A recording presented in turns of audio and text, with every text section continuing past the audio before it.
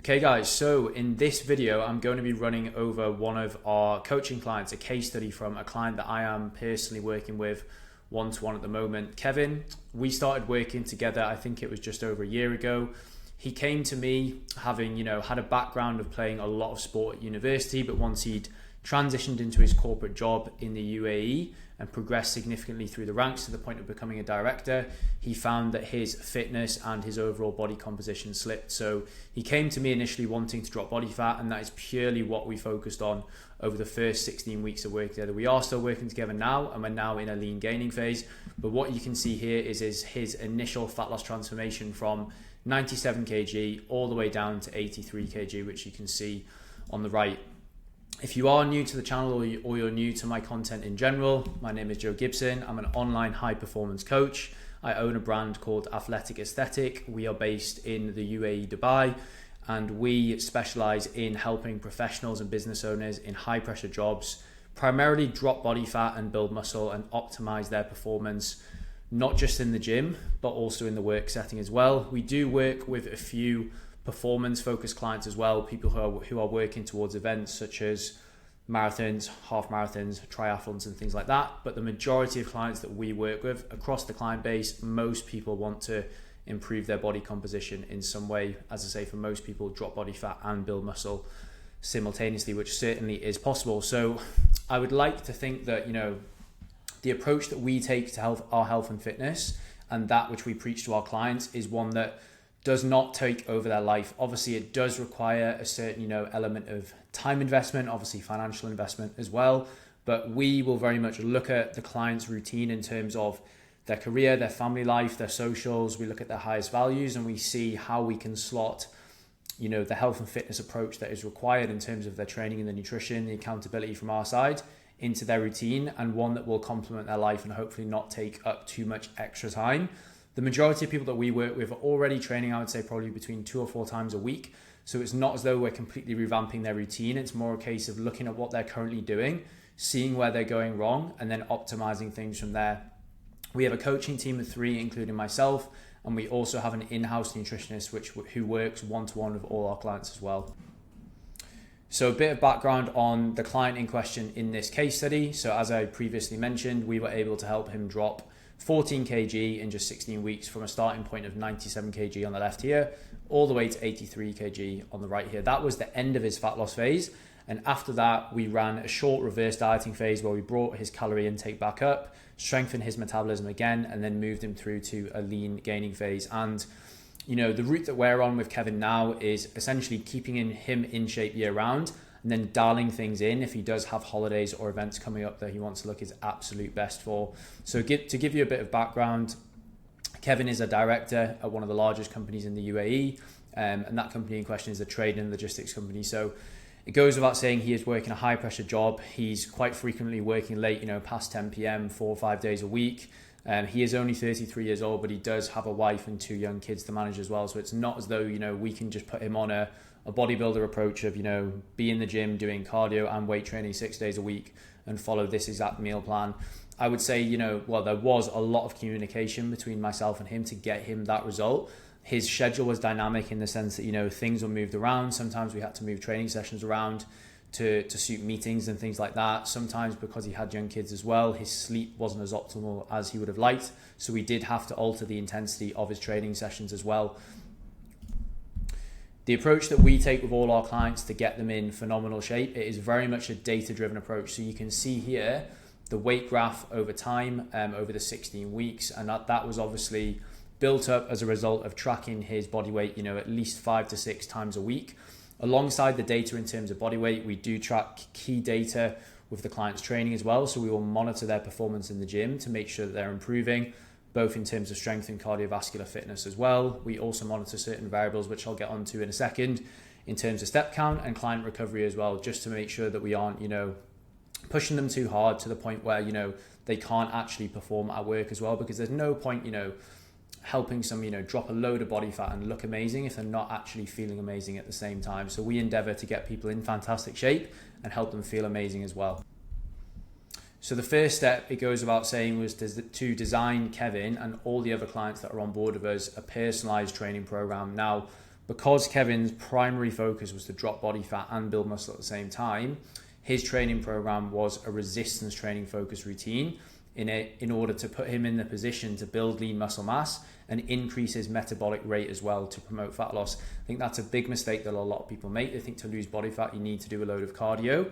Cardio, you can view that as a tool to supplement on top of weight training to raise expenditure and help burn more calories, which will promote fat loss as well. But I always say to people, if you could only train 3 or 4 times a week and you could not do anything else in terms of training, no time to do cardio, I would really, really recommend doing strength training, because as I mentioned there, it will help you elevate your metabolism, which will make fat loss easier, and it will make getting lean and staying lean easier as well. Kevin did actually want to dedicate a lot of time to his routine, so we did put in sometimes 1, sometimes 2 short cardio sessions per week, again, just to elevate his expenditure, because when you are looking to drop body fat, you've got a choice. You can either move more and do more activity, or you can reduce your calories. Most people do a combination of both, but we took the decision with Kevin that we would reduce his calories and increase his intake as well. The training sessions that he was doing, they took no longer than 50 minutes. He could not be in the gym for any longer than that. Really, really busy guy. Sometimes he had to do the school run and then be in the office. So we had a window of about 45 to 55 minutes to get all his training done. And the cardio sessions were actually shorter than that as well. And what we did was place one of those on the weekend as well, so that he could have more time to work and spend time with his family throughout the week. Within the training sessions as well, we focused on specific mobility work to improve his posture and reduce the risk of injury. This is a common kind of thing that we see when we work with corporate clients. Is often, they've been spending between 6 to 10 hours a day at a desk, 5 to 7 days a week. Often they will have, shoulder issues, upper back mobility will be very, very poor as well. So everything that we do in the program it's not just to build strength, it's to improve posture and improve mobility as well. Because the last thing that we want is someone coming onto our program who wants to really, really kill it in the gym and train hard, lose body fat, but then they get a back injury, which is going to throw them out of training, or it's going to mean that they can't train at a high enough intensity to achieve that result. So everything we do in terms of from a training standpoint, is fully bespoke, and we will always assess clients with online screening assessments before they come on board, so that we can fully tailor their program. All the coaching program in terms of the training and the nutrition is delivered on our coaching app as well. The next step was to design a personalized nutritional approach for Kevin. So we actually took the decision with Kevin here, because he wanted to essentially just automate the process of his health and fitness and give it fully to us.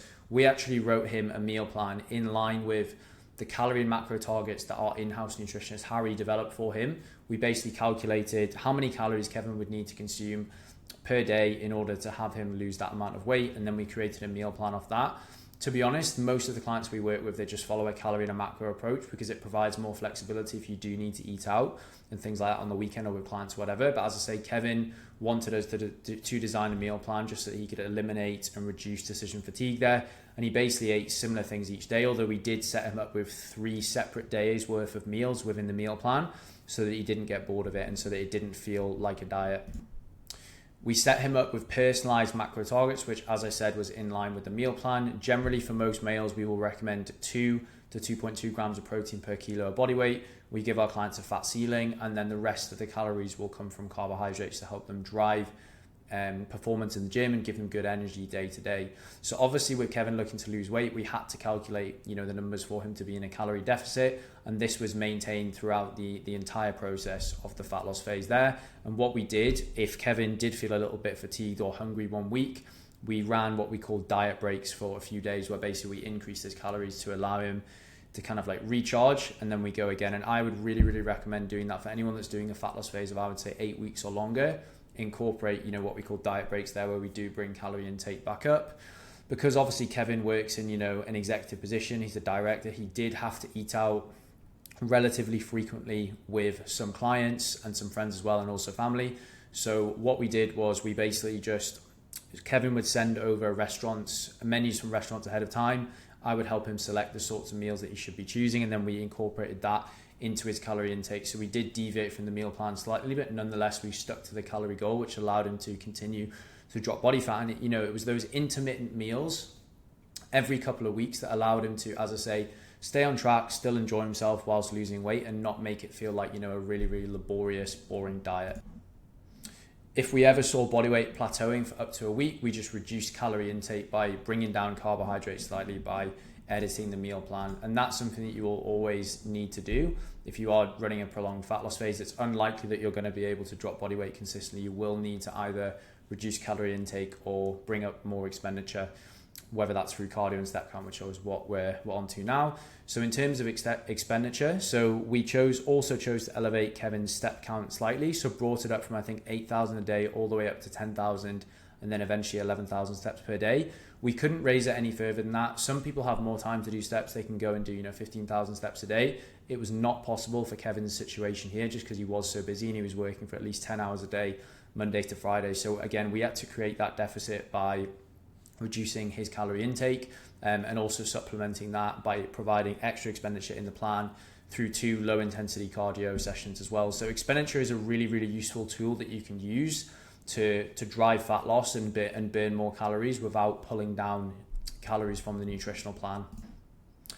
As I mentioned before, Kevin is married with 2 small kids, so he did have to dedicate a good amount of time in his routine to obviously spend time with them and not, just live like a bodybuilder. So there were regular lunch and dinners out. And as I say, we advised him to send over the restaurant menus ahead of time so that we could recommend the best things for him to eat. So generally people, when they eat out, they will, intentionally or unintentionally choose options that are low in protein and high in body fat. Sorry, not high in body fat, high in fat content, which isn't optimal if you're trying to stick to a calorie deficit. Ideally, you want to be selecting meals that are high in protein and relatively low in fat, just so that you're not wasting calories there. Along the 16-week period, Kevin did travel occasionally for work and also for leisure as well. So basically what we did with training is we always advise that clients try to do the training on certain days of the week, i.e. maybe if you were training 4 days a week, let's try and complete those training sessions on Monday, Tuesday, Thursday, Friday. But it goes without saying, if things need to be moved around for travel, like they were in Kevin's situation, then we did adapt the training plan there. And sometimes if he was staying in a hotel, we would occasionally adapt the training plan too. And that's something that we see a lot with the sort of clients that we work with. We work with a lot of clients traveling from, for example, the UK to the US, or within the US, staying in hotels with per gyms. So we will always aim to set them up with almost like a second iteration of a training program that can be easily adapted for hotel gyms there, because the last thing we want is some of our clients going away, deviating from their normal routine and getting overwhelmed and not training for 4 to 7 days, and because that's when results really, really will slow down when you're trying to achieve a relatively swift fat loss result like we were doing with Kevin here. Aside from, obviously the training plan, the nutrition plan, all the targets and the metrics that we give our clients, I truly believe the reason that we're able to generate, world-class results within our niche with busy professionals is because the communication is frequent and it's of an incredibly high quality. So I think that's probably the most important part of the coaching process apart from the targets. So because we're working with, these busy individuals with dynamic schedules, things will need to be moved around. Someone might text me saying, I need to fly, across the country tomorrow. Can you adapt my training plan? And we will always endeavor to do that, within 24 hours, ideally 12, so that they can feel fully confident when they go away and they can still make progress. There are obviously going to be some weeks that are more difficult. If you are traveling for work, if you are sleep deprived like Kevin was occasionally because of his 2 young kids there. But the most important thing from our side as a coach is communicating with the client, keeping them consistent and allowing them to still progress. Even if it's just a case of taking, 2 or 3 sessions off a week when they were programmed 4 or 5, that is still progress. And we consider those weeks, maintenance weeks rather than weeks where you're going to make a hell of a lot of progress. We obviously run as well a weekly check-in process with all our clients, which is what we consider, that minimum 1 formal touch point per week with every single client that we work with, where they will fill in a form, they will update all their data. We will then respond to their check-in with video feedback within 24 hours, letting them know whether we've made any changes. But we do encourage all the clients to communicate with us outside of those check-ins. Like me and Kevin, we communicate probably every couple of days on average, I would say. It's a really, really important part of the coaching process. So hopefully this has given you a really, really good idea of, how we managed to help Kevin achieve that fantastic result. And hopefully it's given you and provided you a bit of confidence that you can actually get in phenomenal shape, whether that's building muscle, losing body fat, or a combination of both, even if you are working a high pressure job, even if you obviously need to run your family life, and even if you need to travel with work as well. So if you are potentially interested in finding out more about our coaching, you will be able to find a link in the bio of this video where you can book a one-to-one strategy call with myself to discuss your fitness goals.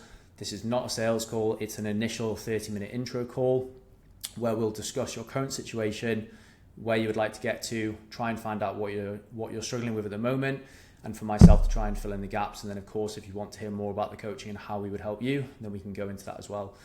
Cheers.